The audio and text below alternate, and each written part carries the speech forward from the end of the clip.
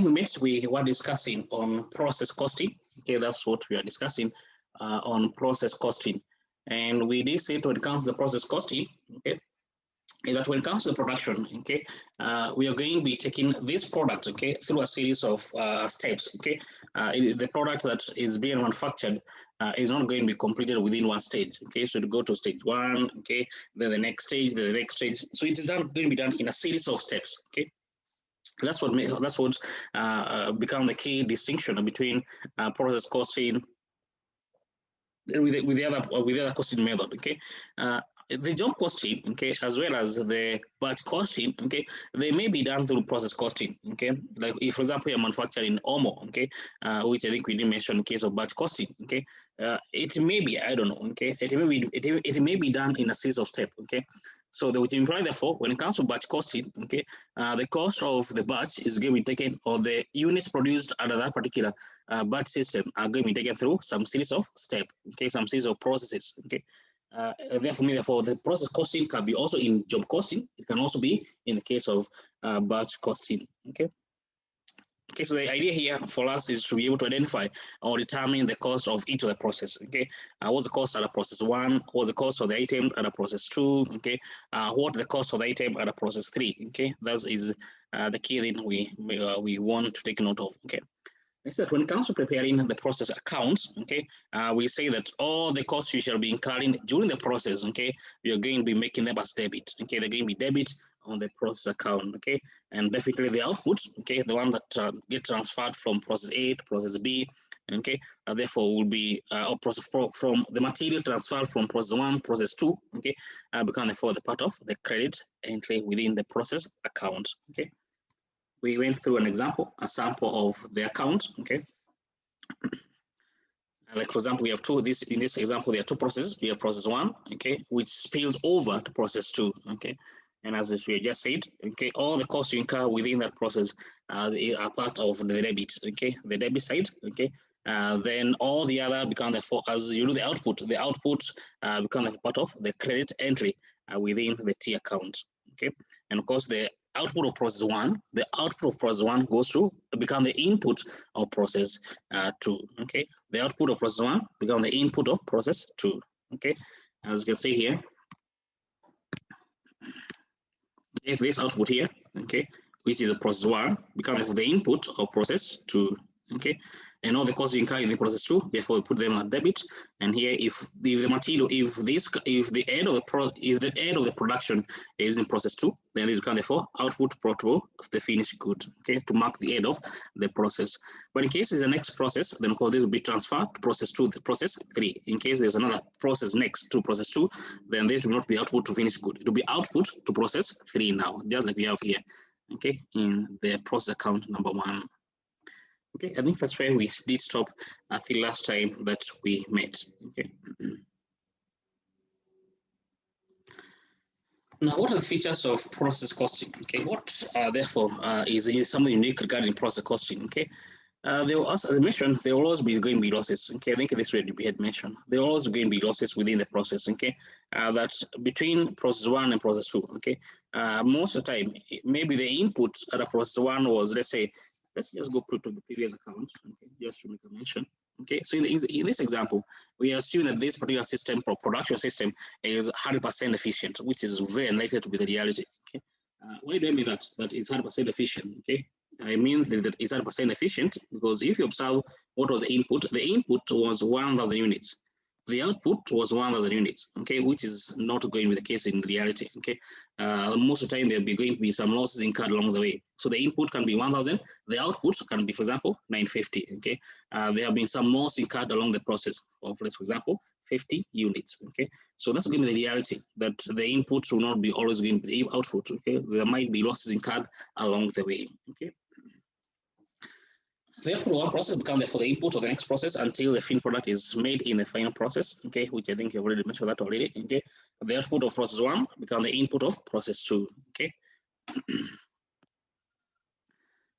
Output from production may be single products, but there may be also be what called byproducts or joint products. Okay, but the output. Okay, there could be a possibility that by the end of the production cycle or process, you may end up getting more than one particular product. Okay, and I think we gave the example of oil refinery. Okay, in the case of oil refinery, we did say that okay, you're going to put in the crude oil as your main as the input. Okay, but by the end of the process, you'll be having tar, you'll be having gas, you'll be having petrol, you'll be having diesel, you'll be having kerosene. So at the end of the process, at the end of the production process, you're going to be having some what we call many products, not just one product. Okay, we'll call byproducts. Okay.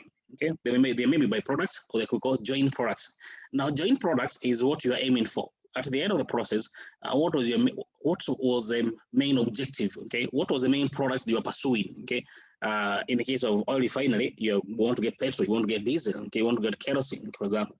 Those who come before the main product is referred to us as the joint products. Okay, what you are aiming. Okay, the main product that you're aiming to achieve by the end of the production process. Okay. Now, there could be some material you get along the way. Okay, this product is not what you are aiming for. Okay, however, you do get along the way. Okay, could maybe tar is an example. Okay, when it comes to oil refinery, you're not refining to get the tar. Okay, you are refining to get the main product becomes petrol, diesel, and maybe kerosene, maybe. Okay, however, you do get tar along the way, so it's a byproduct. Okay, it was not the main product you're pursuing, but you get it along the way. Okay. In the case of sugar, okay, production, okay, you do have the main product you're pursuing when it comes to the crushing of the sugar cane is the sugar. That's what we want, okay. But you may get molasses along the way, okay. You may get those husks of the sugar cane, which can be used as firewood, okay. So it is not that when you are crushing the sugar cane, you are aiming to get the husks. No, that was not the aim, but you do get along the way, okay. Because therefore byproduct, okay. And I think I had mentioned this, okay, for your level, you won't do the costing for these products, okay, the byproducts and the joint products, okay, that is going to be done in the later management accounting units, okay. So ours is just know that at the end of the process, you may be able to get more than one product, okay, we'll call joint products or other products that was not your main objective, however, you do get them along the process, okay. Now, what are the basics of first costing? Okay, so first of all, determine the output, okay, and of course the losses that you'll be incurring along the process, okay. And that's the first thing.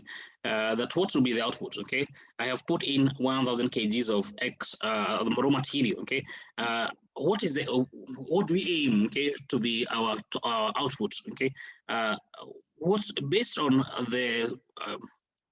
the process, okay, maybe in case you have already done this in the past, okay, you have the history, you know that in case I put 1,000 kgs of raw material, I'll be getting 950 kgs of output, okay.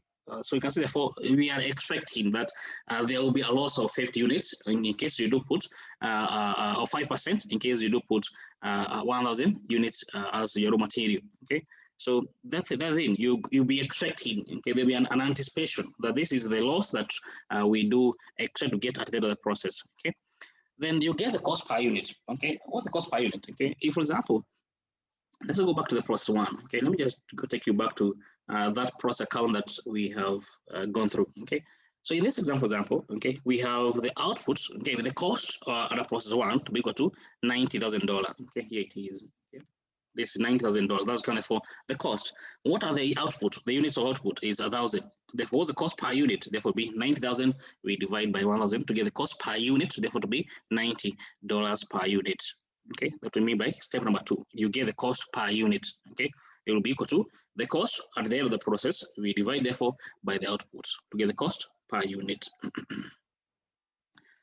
Calculate the total cost of completed units and the work in progress. Okay, generally there could be cases where you have the units that are complete. Okay, and they could also call work in progress. So this is why WIP is what we call work in progress. Okay, this is called work in progress. Okay, let me just write down why WIP is what we mean by work in progress. Now, what does it mean? It means that by the end of the process, okay, you are here to get the output. Okay, there's some items, there's some units that are incomplete. Okay, we have to use that term. Okay, there's some units that they have not come to the end of their process. Okay, So by the end of maybe the end of the month, the end of the week, okay. So those items, therefore, we need to take them through this process again, okay. Not again, as per se. The end of their process is not yet over, okay. Therefore, they are work in progress, okay. So therefore, get the cost, okay, total cost of complete unit, okay, the cost of work in progress, okay, the items that are yet to be complete, okay, and of course, therefore, step number 4, you need to complete the accounts of the company, okay, like the way that's just done here, okay, you prepare the accounts of the company, okay, so if, for example, there was work in progress, if there, for example, there was work in progress, then here we'd have an entry here to work in progress, the work in progress account. How many units do you have? You get the units here. What's their cost? And you get to the cost here, okay. That is in case there was work in progress. Okay, in this example, there is no work in progress. That by the end of the period, by the end of the month, maybe that all the items are complete. Okay, so all these items here, 1,000, they are complete. That's what in this account we have assumed. But there could be work in progress by the end of the month, the week, by the end of the day. Okay, we are yet to complete all the items. Some are complete, others are incomplete. So here we need to also separate them, those items that are incomplete and those items that are complete. Okay, that's on the basis regarding process costing. Okay, clear? Okay, you have an example here, so go through it, then we discuss together.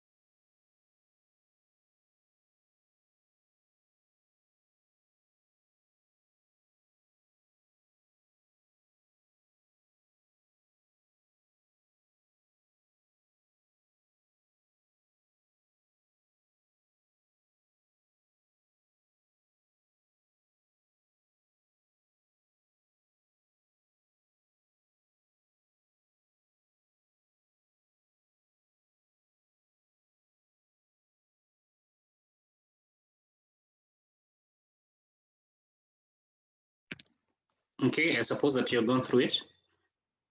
So let's attempt to do it together.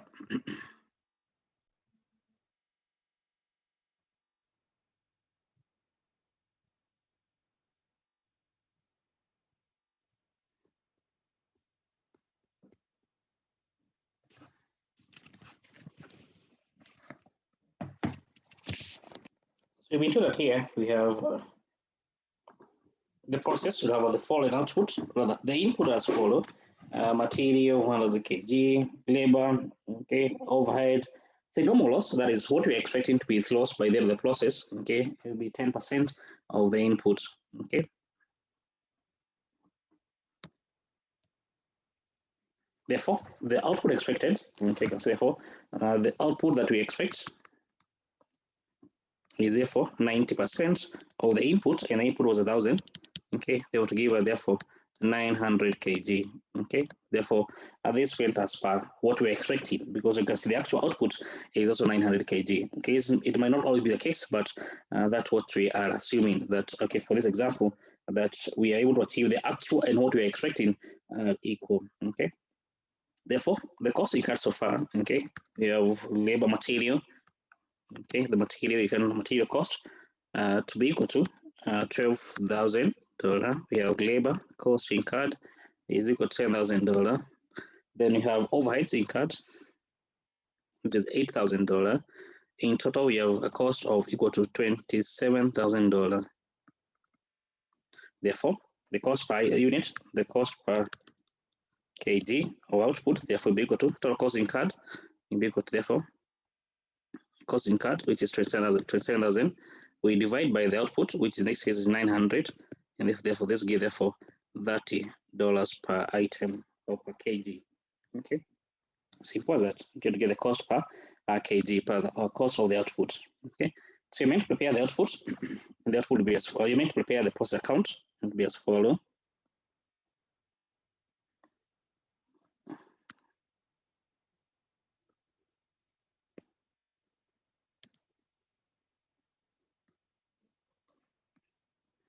So here we can have, okay, they're in kg. So the output, the materials is in kg.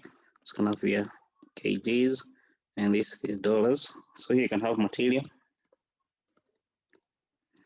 Okay, we bought 1,000 kg and a cost of $12,000. Labor is equal to 10,000. Overheads we have incurred is 8,000 total, and we have gotten 27,000. Okay, the output. Okay, I'm not sure this go to next process. I assume it goes to next process. So output to process 2. So this was process 1. So output process 2. Output process 2. Okay, this is in kg. 900 kg is what goes to process 2. Okay, then the cost in dollar is equal to $27,000. Close the account. 900, and you have 27,000.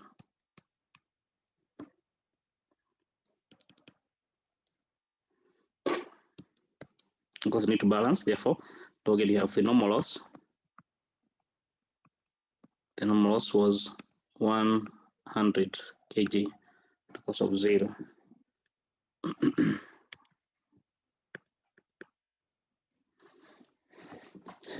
Clear?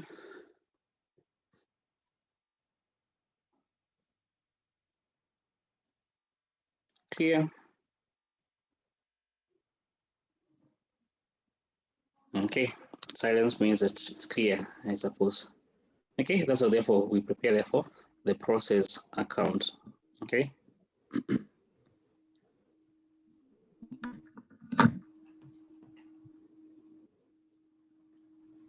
Excuse me, Yes. I've not understood it. Yes, ask where? From we do the T table. To the T table. There.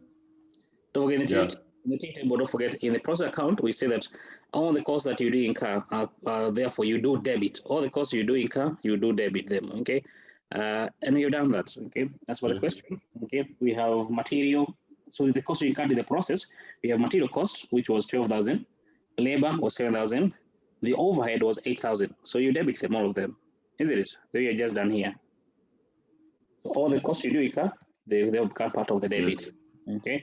Now, since we are made an assumption here that this is a process one, okay, and we are going to take this to process two, okay.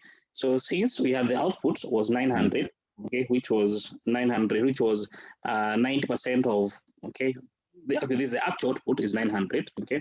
So this is what goes to process two, okay. Therefore, we are going to be transferring the output of process one, process two, okay, 900, and the cost is 27,000 here. Clear? Then don't forget we are incurred a loss here. Okay, we say that we were expecting to get the output to be 900, and that's what we got. Okay, so so therefore there's a loss we were expecting of 10%, and this is the loss we were expecting of 10% to give us 100. But those items per se, okay, because we were expecting they don't have a cost. That's what we can see here is a 0. Okay. There were these 100 items, the loss that we're expecting, as per se, we don't therefore attach a cost to them. Clear? Yeah. Okay, great. Thanks. Okay, Alexander, you had a question? Yes, so that is very clear. My question is, there were some questions which came in the RAT, which you hadn't taught us. They were including things like gross profit percentage, net profit percentage, gross profit margin, operating profit margin, residual income. Yeah, you hadn't taught us those. Oh. Yeah, even profit margin, you hadn't taught us those. Okay. Then topic 5 RAT. We didn't do that, Alexander, because anyway, I'm not sure, but let me see. If I remember, it was on. Which topic was it? The work was topic 5 RAT, the RAT.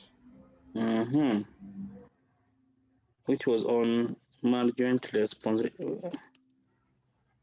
If you didn't do that, let me actually go by those slides in case we didn't do that, and we need to go through them again.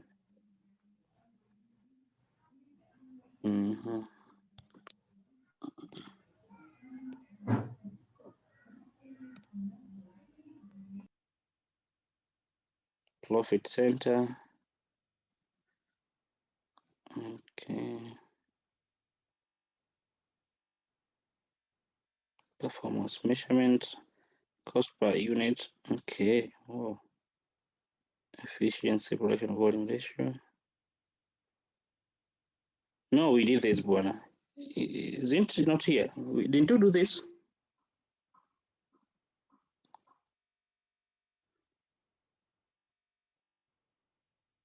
Or maybe because we didn't do calculation or what, Alexander? We did. Didn't we do this?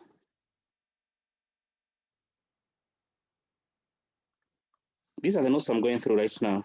So I'm wondering whether we didn't do this. I don't think we did it. Performance measure. We did not do this. Yes. We did this though. Efficiency ratio, capacity ratio, production volume ratio. No. Hey, no, this one we did. You guys. We only reached production volume ratios. Okay, so it means this question we did it together. Yeah, this one I remember we did together. This one I can't remember. This question we did together. Yeah, that one we did together. It was the last one. So that was the last thing we discussed. We didn't do this one. Yeah. Oh, okay. Okay, fair enough. I think then. Okay, fair enough. Okay, I've taken note. Okay, so we didn't do from this slide all the way until the last one. Okay, fair enough. Okay. I'll take a note of it. So tomorrow we shall go through them. Okay, tomorrow I shall go through them. Okay, sorry for that. And it's good that now once we learn, we can try to go and reattempt the quiz then.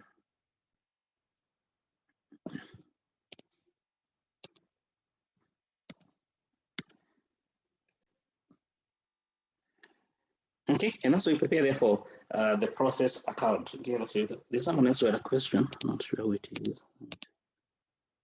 Anne. Yeah, I have Yes. a question. Mm-hmm. So I'm confused when you say you incur like a loss. So what does incur mean in this context? Like how you use it? So in this context, what we are making an assumption that by the end of the process, okay, you are anticipating that there will be some loss that we will. Okay, sorry. Yeah. Okay, by the end of the process, that the input you did when it comes to the production, okay, you did input 1,000 kgs of material, okay, but by the end of the process, okay, there will be some losses which will be have incurred along the way, okay. For example, okay, if we are making what is the best thing, if you're transporting, let's say even petrol, okay, you're transporting petrol, okay, there's a chance that there could be spillage along the way, okay, that maybe the pipes, okay, that are going to be used maybe by Kenyan Pipeline Authority, I think KPA, I don't know what they're called. So as they transport maybe petrol all the way from Mombasa to Nairobi, okay, there could be some pipe that will be bursting along the way, okay, which they normally do in car, or even theft, okay, by the employees, okay. So at the end of the process, okay, there's that anticipation that you as a company, that whatever was your input might not be equal to what will be your output. Okay, so your input is 1,000. However, your output, okay, will be equal to something less than what you had put in because of the loss that you're carrying along the way, because of either evaporation, okay, because of theft by the employees, okay, because of spillage, okay. So that all this is what you are expecting to incur some of those losses as a business, okay. That's what I mean by incurring losses, okay, which you are expecting, of course, the normal loss. I don't know whether that was your question, man. Yeah, you've kind of answered it. Okay. Yeah. Okay, great. Okay, so the normal loss is what you are expecting that by the other process, okay, we expect that to be receiving something less than what was our input because of the normal business condition, either because of evaporation, loss, theft, okay. So all these are what called the normal losses. Clear? Question? Another question?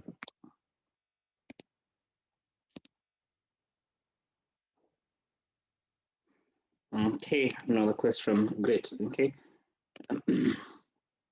And as usual, we start our class here, and I direct you to the e-learning where we make a time